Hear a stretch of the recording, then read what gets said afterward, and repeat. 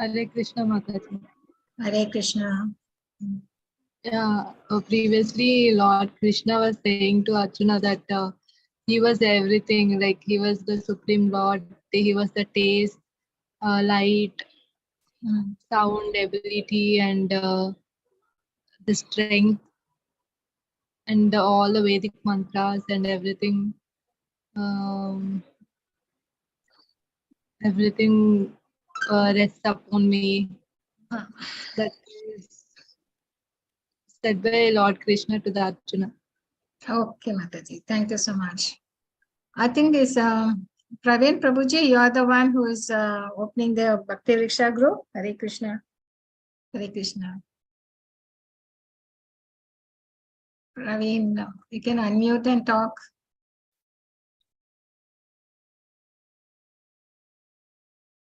Hare Krishna.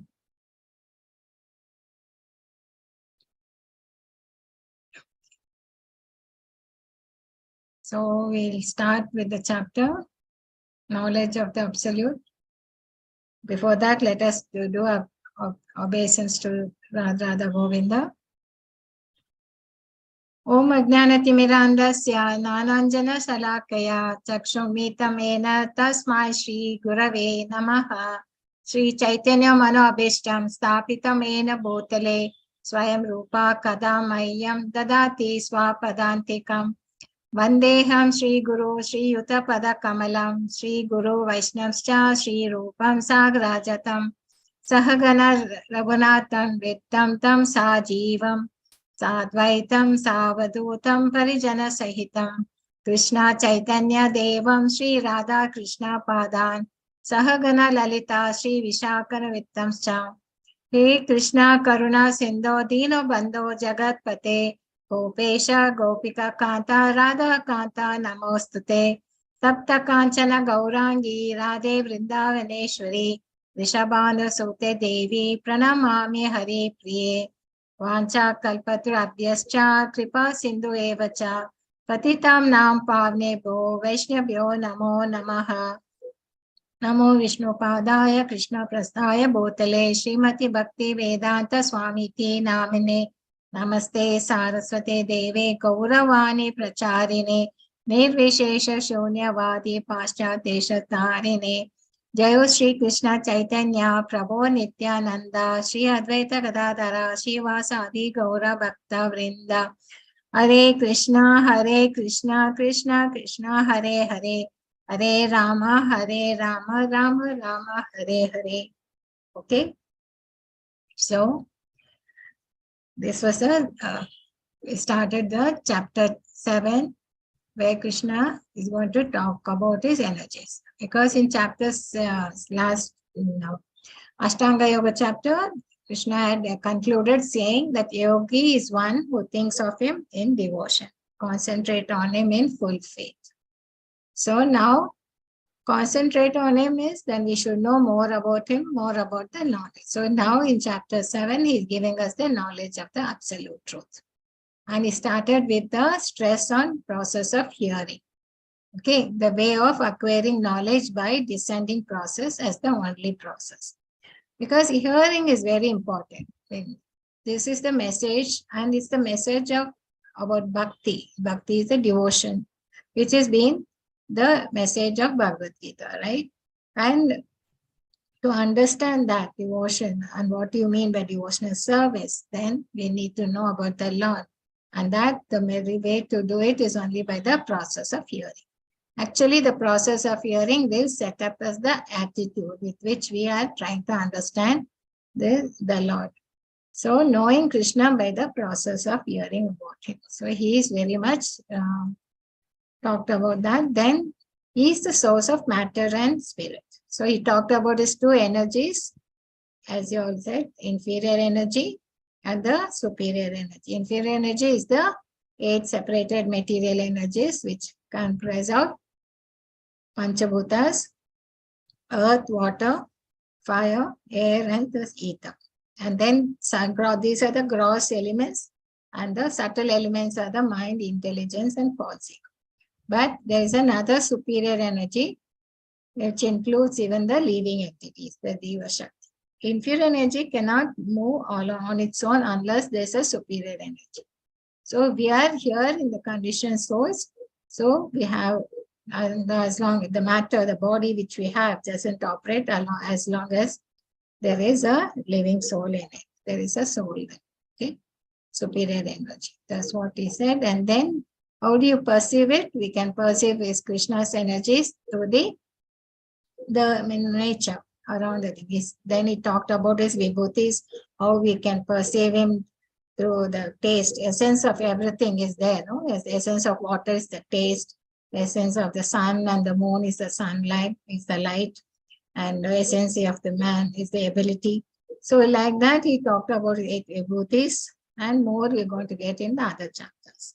So that he said is like the thread in a string of pearls. He is the one who is maintaining and is sustaining and is the essence of it.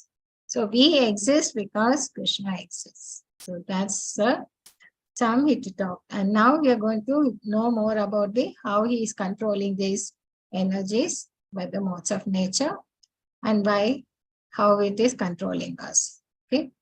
So Echaiva sattvika bhava rajasas tamasas chaye mata evati tan vidhi natvaham teshu te mai. Know that all states of being, be they goodness, passion, or ignorance, are manifested by my energy.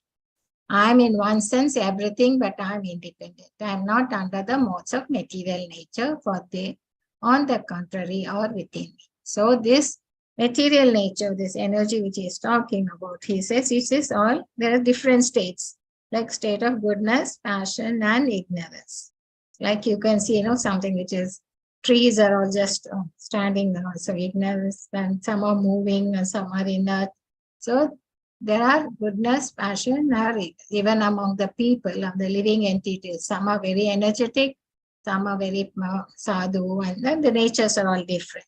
So that's how there are states of being are the goodness, passion, ignorance, and this is more we learn in the other coming chapters in 14, 17, 18, a little bit in 13. So I'm in one sense everything but anything. So he is manifested. So this energy is by him. The material energy is manifested by him, by the Lord. Okay, but he is not controlled by that. He is not under the modes of material nature. Okay. So he is the origin, not within the mode. Therefore, he is nirguna. So he said gunas are the natures, right? The meaning of guna is nature. He is nirguna means doesn't mean that he has no form or anything. It is because he is not within this material nature. He is not under that. He is not under the modes. He is the one who is controlling the modes. He is not affected by the modes. All material activities are conducted under these 3 modes. The modes emanate from the Lord and is not subordinate. Just like a king, he makes the laws. So all the citizens in the state have to abide by the laws. But the king is not abide. He can do. He is the lawmaker, but he is not subjected to state laws. He's got same way. The Lord is the one who is making the laws for this material world, and we are to subject to it. So this is the analogy which is given in the purport. The 3 modes are controlled by Krishna. So he says you should surrender because it's controlled by things. So we are all controlled in this material energy. So we need to surrender. So this is what, and we can perceive Krishna through the energies, which is being displayed in the nature, right? We can, by seeing the nature, we can, by seeing this material world, we can understand his energy. But why don't we perceive it? Though we see it, but still we don't relate it. We don't connect it. Why? What happens? Why everybody doesn't connect? That's because of our nature. That's because we are under the control, because once we have come to this material, we have been conditioned by this material energy, by this Maya. So then how do you come out of it? So then Krishna is saying, you have to surrender unto me. Okay. Deluded by the 3 modes, goodness, passion, and ignorance, the whole world does not know me, who am above the modes of inexhaustion. So Devi Esha Gunamayi Mama Maya Duratyaya Mam Eva E Prapadyante Mayam Etam Tarantiti. This divine energy of mind consists of the three modes of material nature, which is difficult to overcome. Daivi Esha Gunamayi Mama Maya Duratyaya. Duratyaya means it's very difficult. Mam Eva E Prapadyanti. But those who are surrendered to me, Mam Eva, and to me, Prapadyante, surrendered, then you can Mayayam Etam Tarantiti. Then you easily cross it. So what is the Lord saying is this divine energy, that is this inferior energy is coming from him. So it's also divine. Okay, it's not that it is not divine. It is divine because it's coming from the Lord, right? This material energy. But it is difficult to overcome. It's very powerful, Duratyaya. And how you can cross beyond it? Only by taking his shelter. So Mama Eva E Prapadyante Mayam Etam Tarat. So this verse is very important. We should understand this. So let us see the purport. Purport is very nice to read.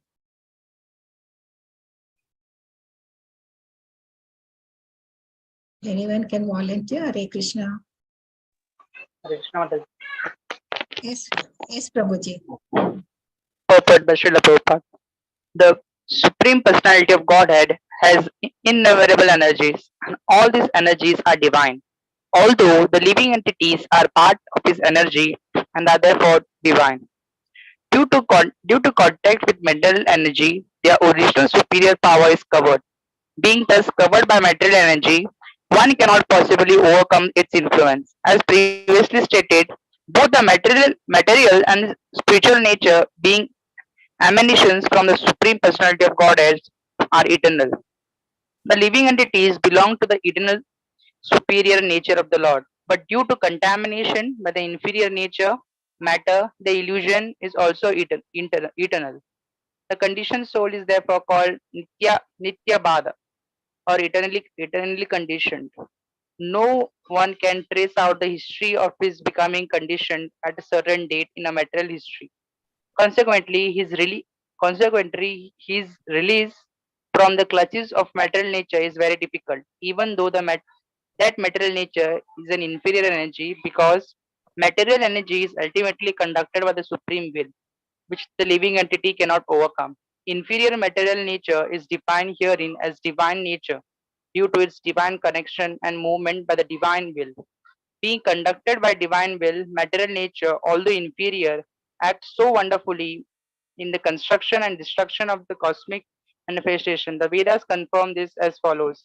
Mayam tu prakritim didyan, Mayinam tu Maheshwaram. Although Maya is false or temporary, the background of Maya is a supreme magician, the personality of Godhead, who is Maheshwara, the supreme controller. Shvetas Tvatar Upanishad. Thank you, Prabhuji. So here very clearly, thank you, Prabhuji. Here clearly says that we are conditioned souls are therefore called Nitya Baddha. So we are called Nitya Baddha because we are eternally conditioned.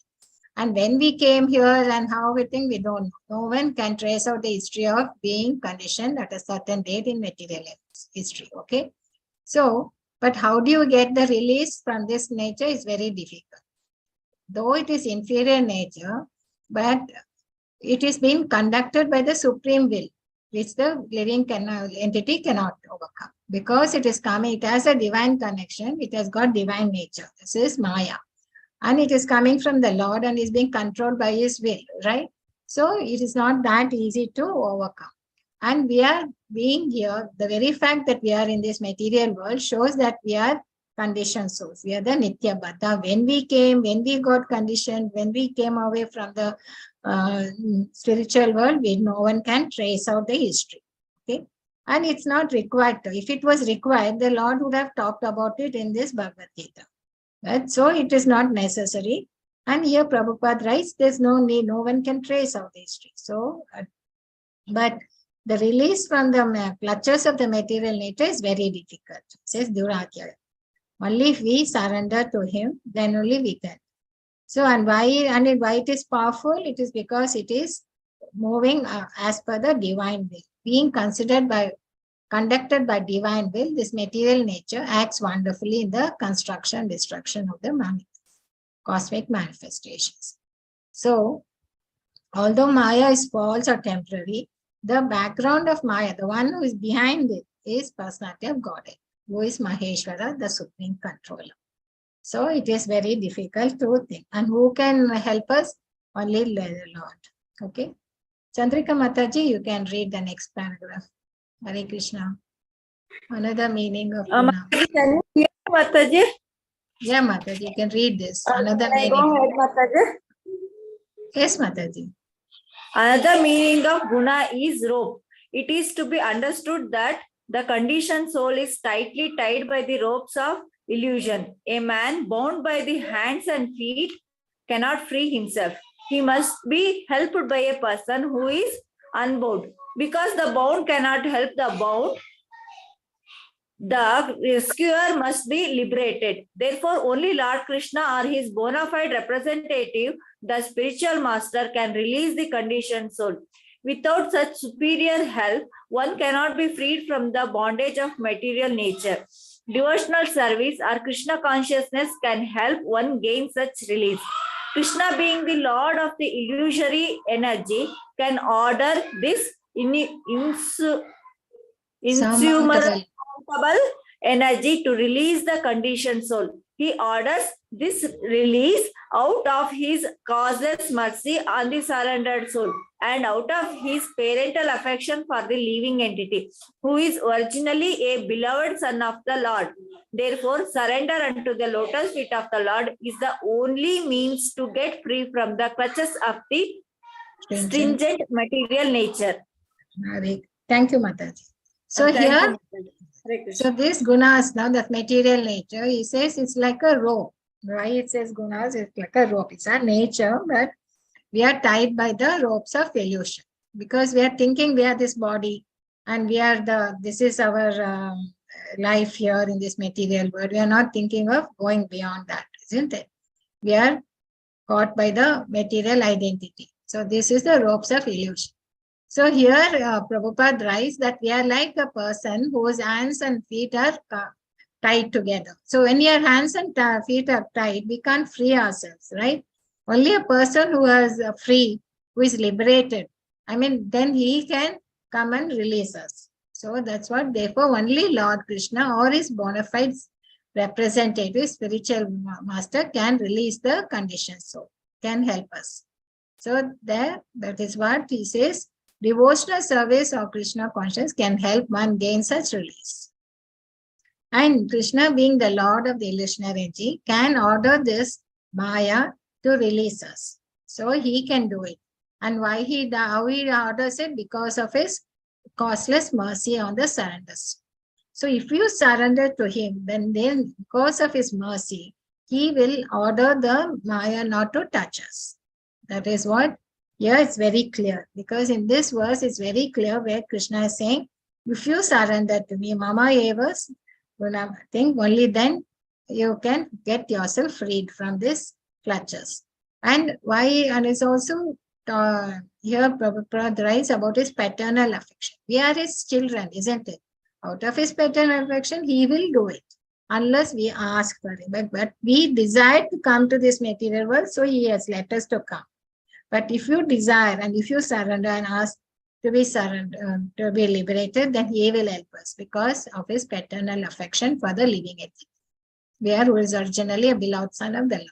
Therefore, surrender unto the lotus of feet of the Lord is the only means to get free from the clutches of the stringent material nature. That is, Mama eva e prapadyante mayam etam tarantiti. So, if you want to come out of this Maya, then we have to surrender to him. Only he can bring us out of this material clutches of it. So the word Mama Eva are very significant. Ma means unto Krishna, Vishnu only, and not Brahma or Shiva.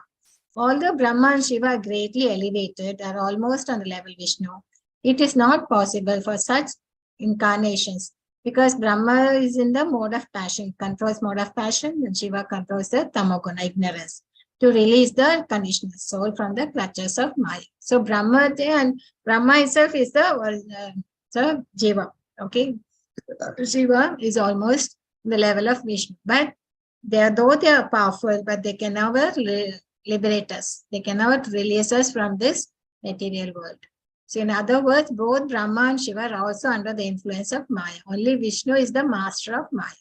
Therefore, he alone can give release to the conditioned soul. And it is also confirmed in Svetasvatara Upanishad. Confirm this in the praise Tam Eva Viditva. Freedom is possible only by understanding Krishna. Even Lord Shiva affirms that liberation can be achieved only by the mercy of the Lord Vishnu. Lord Shiva says, Mukti Pradata Sarvesham Vishnu Reva Na Samshaya. There is no doubt that Vishnu is the deliverer of liberation for everyone. So, for Mukti Pradata, who is the Sarvesham, is the Vishnu. So, there is no doubt on that. Even Lord Shiva confirms it. So, here is very important verse to understand that Daivayi Esha Gunamayi Mama Maya Duratyaya Mama Eva Ye Prapadyante Mayam Etam Taranti. So only if you want to come out of the clutches of this, we have to surrender to the Lord. So when he's saying so clearly, then why is it difficult for us to surrender? Why we don't do it? Why we are still in this world? So that's a basic questions to reflect upon. So here very clearly Krishna has said that we have to surrender. Then why don't we do it? So here Prabhupada writes, the jurisdiction of Krishna consciousness extends everywhere, and one who knows Krishna consciousness is blessed. Those who do not know Krishna are in illusion. And so knowledge of Krishna is liberation, and ignorance of him is bondage. So Krishna consciousness is not just for India or only because he spoke here that it is everywhere. and whoever understands the Lord, then he is not in illusion. But that means understanding the Krishna, knowledge of Krishna is liberation, and ignorance of him is bondage. And who knows Krishna consciousness is blessed. So here Prabhupada says jurisdiction of Krishna consciousness extends everywhere. It's not just to India, I think. So if whoever is in Krishna consciousness, he can release himself from the illusion, clutches of illusion. This is 24 again. So the impious people lack knowledge and never surrender to Krishna.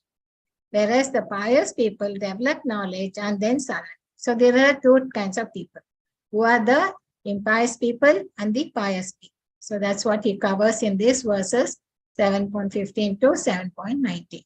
Impious people lack knowledge and they never surrender to the Krishna. And pious people develop knowledge and surrender. So what are the? So then Krishna says,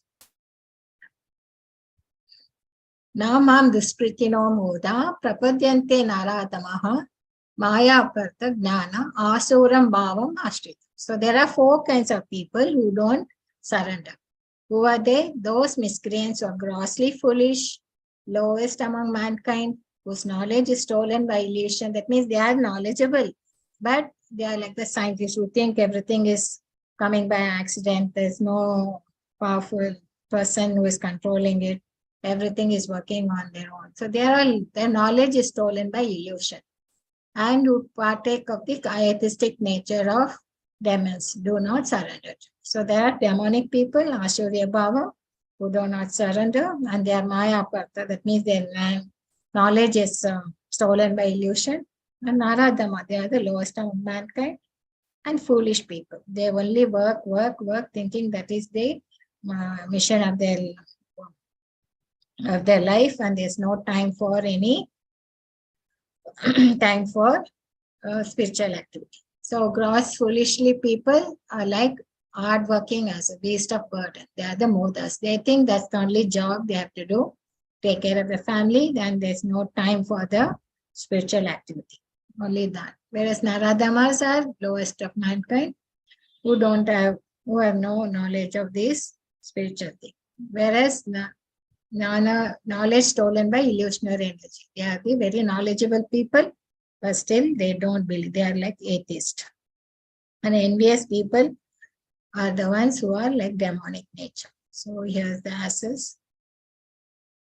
And these people, they think they are the great, they know everything, and they mislead the innocent people, saying there's no God, there's no controller, but there is. And the demonic people who think there's very long purport, about 2 pages. I think you can read that very clearly. Prabhupada writes on that. So those are the 4 kinds of people who do not surrender. So Krishna is not that he doesn't know that, but he knows. And why they are like that is their nature, their modes of nature. So their nature, they are born with, unless they develop knowledge about the Lord, they cannot understand Krishna. They cannot, otherwise they still be in this clutches of birth and death cycle. They still be going around and around unless they come and meet certain pure devotees, and then they can understand the Lord. So, and now he talks about 4 kinds of pious people who render devotional service unto me. They are the distressed, desire of wealth, the inquisitive, and who is searching for knowledge of the absolute. That is, they are Chaturvida bhajante mam jnana sukritino Arjuna Artho Jignasur Arthati Gnani Cha Bharata Sam. So Artho is the one who are in distress. Jignasur are the ones who are inquisitive. Arthati is the desire of wealth. They want something from the Lord, so they go to him, pray to him to get certain things. And Jnanis are searching for knowledge of the absolute truth. Okay, so these are the 4 kinds of people who are pious people who are surrendered. So we have examples here. Anybody can tell what is this picture talk about? Hare Krishna. Gajendra calling out to. Yeah, Gajendra thing. So he is the one who prayed to the Lord, is the Artha. Example of Artha who has gone to the Lord for distress. Okay. And this picture, Hare Krishna. Draupadi. Yeah, Draupadi. So they are the pious people when they're distressed and the Lord comes to their help. Anyone remembers this one? 3rd one? Anybody else can try? Parikshit Maharaj. No, this one is not Parikshit. This is the Sukadev Goswami was in the womb of, So he wouldn't come out of thing because it's a Maya, this rebirth. So then Krishna assures him liberation. So he comes out of for 16 years, he was in the womb of his mother. Okay. Once he comes out of the womb, he just goes off to the forest. He doesn't want to be in the clutches. This one is Parikshit Maharaj, who is asking for knowledge about the absolute, what he should do when he's been bitten, he gets a curse saying that he will die within 7 days.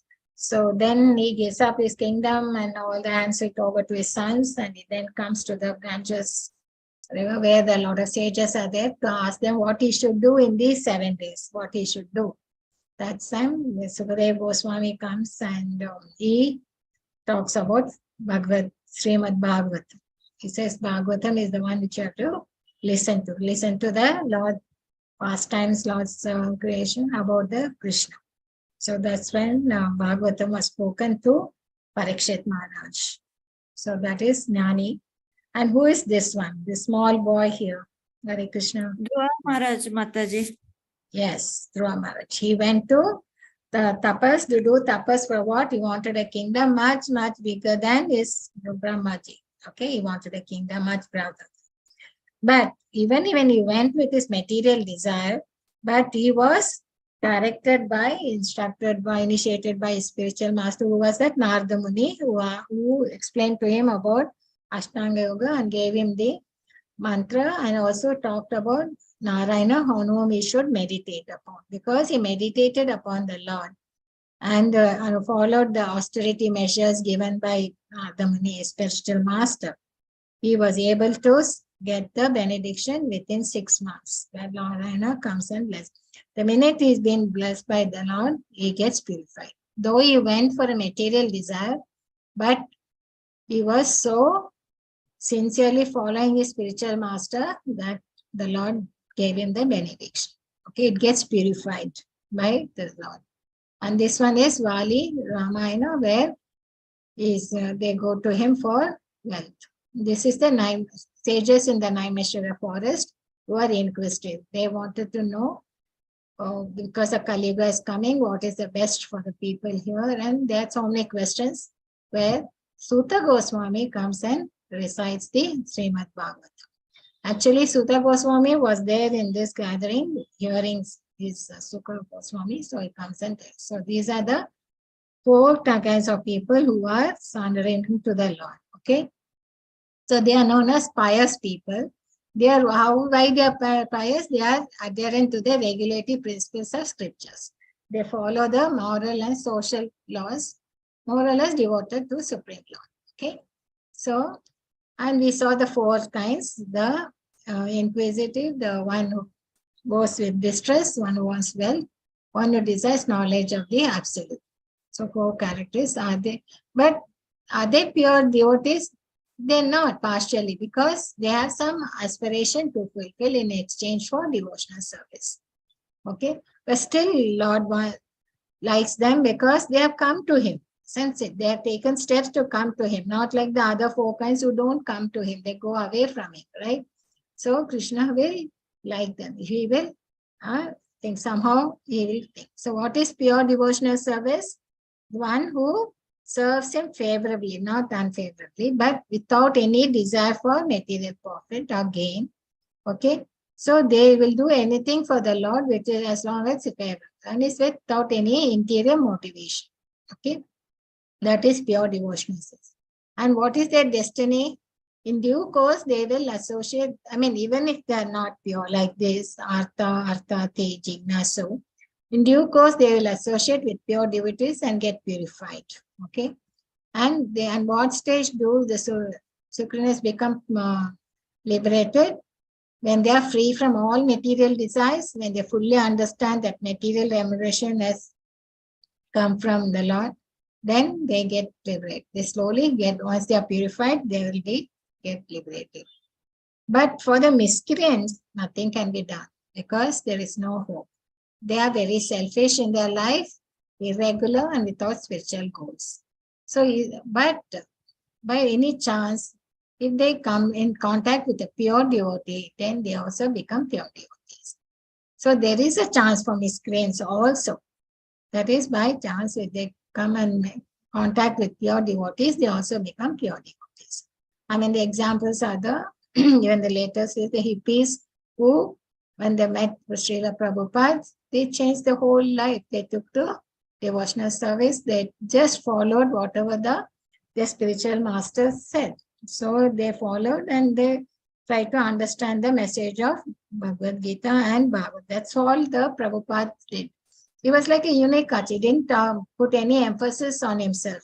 All he did, the emphasis was to spread Bhagavad messages in Bhagavad Gita and Srimad Bhagavatam. He translated into English so that it will be available to everyone, and the books he gave, he's still living with us through his books. So this is what here we understand in this verse. So unless we surrender to the Lord, we'll never get out of the clutches of Maya, illusion. Okay, get liberated.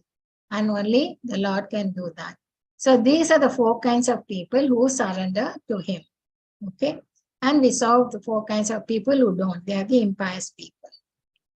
Then in the next verse, he says, who is the best among these 4 kinds? Is the distressed or the nani, the thing? Is the nani who will be more dear to him because they are trying to understand the Lord, full knowledge of things, and they are free from material desires. That's why he then engage in pure devotional service. So Lord is very dear to him. And he is dear to the Lord also. So when one is in pure knowledge, material contamination cannot touch it. So this is the thing which it says in the thing. All these devotees are undoubtedly, now he is telling about the Mahatmas who is situated in knowledge of me. I consider to be just like my own self. Being engaged in my transcendental service is sure to attain the highest and most perfect. So now he talked about the Mahatmas because they are always situated in knowledge of me. They get to reach the thing. And how do they reach? Is they reach it so suddenly? No. It says this knowledge is very rare and is very difficult to understand. So bahunam janmanam ante gnanvam mam prapadyate vasudev svarvam iti samatma sudula. After many births and deaths, whose actually knowledge surrenders unto me, knowing me to be the cause of all causes. Vasudev Sarvam. He is the cause of everything. Only when they understand that he is the cause of everything and everything works under him, then naturally they surrender. But to come into that consciousness, he says it takes many births and deaths was actually surrender. Such a great soul is very rare. So getting this knowledge is very rare, and it is only by humility, by humbleness, and to be surrendered to a spiritual master who can help us to get it. So realization of one fully in knowledge means it's the Supreme Personality of Godhead is the ultimate goal of spiritual realization. That is the ultimate goal for all of us. That our goal is to go back to, therefore, surrender. So why we have to surrender, and what is it? The life, spiritual life is not just meditating or sitting quietly. It is full of activities which are eternal and blissful and not just impersonalism and voidism. Some people think, no, after this life, there's nothing. Shunya. It's not that. And impersonalism thinks that we like to merge into Brahma Jyoti. That's all. That's not. But there is a world beyond that where we need a lot of spiritual activities are still going. And spiritual life is full of activities, devotional activities. So once they understand the Lord is the cause of all causes, then he realizes the universal vision of Vasudeva. Because he sees everything in relation to Lord. And this vision precipitates full surrender to Krishna. This is the highest goal. Then he realizes the dependence on Supreme Lord's mercy. Because we need his mercy. Unless we get his mercy, because he is the one who has put the Yoga Maya, the curtain. Once he has put the curtain, he is the only one who can remove the curtain from our eyes. He can remove the curtain of illusion. So we need his mercy.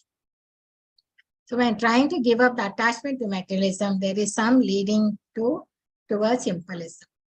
But once you go beyond that, that means the first type of realization we realize is Brahman realization. So we should not get stuck with that. We should go beyond that. So later understand that there are activities in devotional life, and thus he becomes attached and surrenders to the Supreme Lord.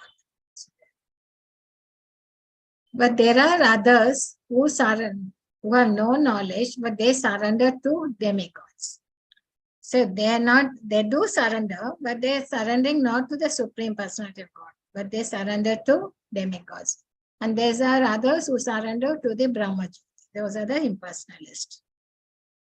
So those whose intelligence has been stolen by material desires, they surrender unto demigods and follow the particular rules and regulations of worship according to their own natures.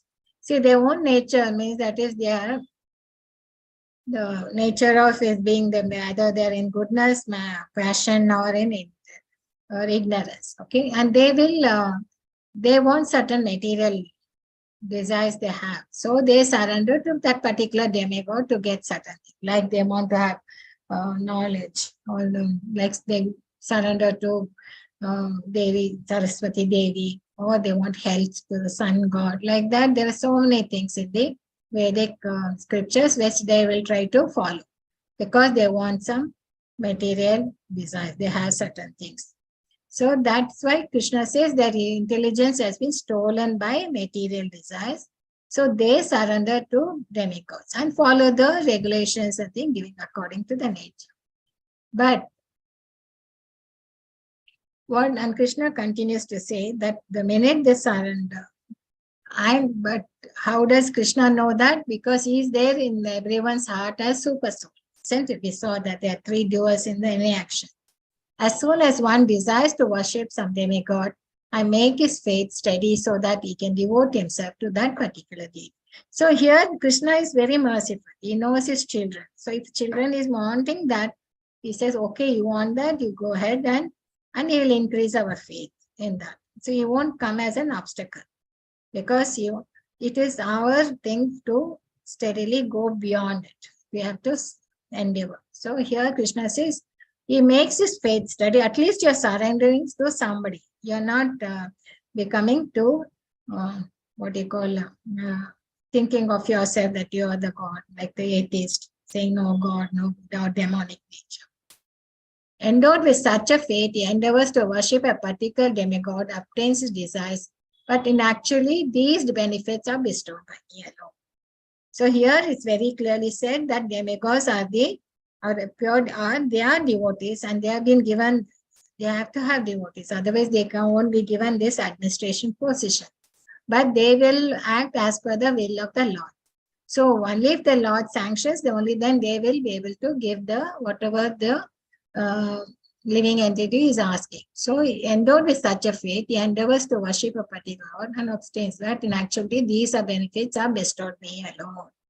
So Krishna says these such kind of people have small intelligence.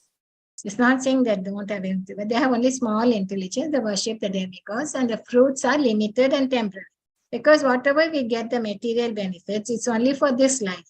Once you take a birth and take another body, then what happens? All these benefits go away, and that's only temporary, right? So those who worship the demigods go to the planets of the demigods, but my devotees ultimately reach my supreme planet. So this is where he says, if you are intelligent, then you will surrender to the worship be the devotees of the Supreme Lord, because Vasudeva Sarvamiti. So here only then you can reach the supreme planet. Otherwise you'll be stuck in this birth and death cycle. Only the Lord can give us the liberation, not Brahma or Shiva or any other devatas. So for that, here clearly this is less intelligence. So demigod worshippers, their intelligence stolen by material desires, and those fruits are all limited and temporary. And what is the basis? There are different modes with that is taught again in the other chapters. Depending on our modes, we surrender to that particular thing. Because we have lack of knowledge of the Lord Krishna, that we surrender to demigods. But he is a source of everything. So once you realize that, but he won't object to it. We will make a faith steady to worship the demigod. But we should understand from here that Lord says it's only limited, and the benefits, and actually it is a Krishna who is giving us the benefits indirectly. And what is the result? We go to the demigod planets. And then we have to come back to the material world for once our credit is over. Keeps one in the material world a place of misery. So only Krishna devotees go to supreme planet of Krishna. So result of demigod worship are all perishable. This verse is temporary and nuances thing. A result of devotional service unto Krishna is unlimited and eternal. So this is what the message from the Lord we need to understand. So what is the nature? So who go to demigod people, they follow the karma kanda section of the Vedas. They are attracted to the material enjoyment. They want quick results. Okay. And they believe that who worships, and that is what they believe. Their philosophy is that, okay, if by worshipping demigod, we can reach the supreme God. They don't understand that it's not so. And they accept demigods to be equal to Krishna. So they think there are many gods and they have. So that is their mentality. And this world is meant for enjoyment. That is, their more goal is dharma, religious piety, artha and kama. They want their desires and to want to enjoy. So I am the enjoyer, desire superior enjoyment in higher planets because they want to go to Swarga, Loka and all the higher planets. Their intelligence is lost due to lusty desires. So they perform prescribed duties, worship things, and they perform sacrifices and all that. And result is good. He goes to higher planets and enjoys until his pious results are exhausted. Then he'll come back to Burloka because only from here only he can get liberation. So this is the results of demigod worship. Okay. So unintelligent men who do not know me perfectly think that I, the Supreme Personality of Godhead, Krishna, was impersonal before, and have now assumed this personality. Due to their small knowledge, they do not know my higher nature, which is imperishable and supreme. So people who think he is just an ordinary person when he was in this world, because they think he was impersonal before. Now he has assumed a material body because they have a small nature. This is the where the anti-intelligent people are. Okay. Odiya. So, and why he is not for them, such kind of unintelligent person, he never manifests foolish and intelligent. For them, I am covered by my eternal creative potential. That is, there is a yoga maya. So the deluded world knows me not, who I am unborn and infallible. Okay. Let us. So he says there is a yoga maya, another curtain. Unless Krishna mercy we have, we won't be able to understand it. So by that creative. So otherwise we think this is the end and we don't go beyond that. Okay. I'll stop. Hare Krishna. Yes, thank you, Mother. So I'll stop sharing. Hare Krishna. Hare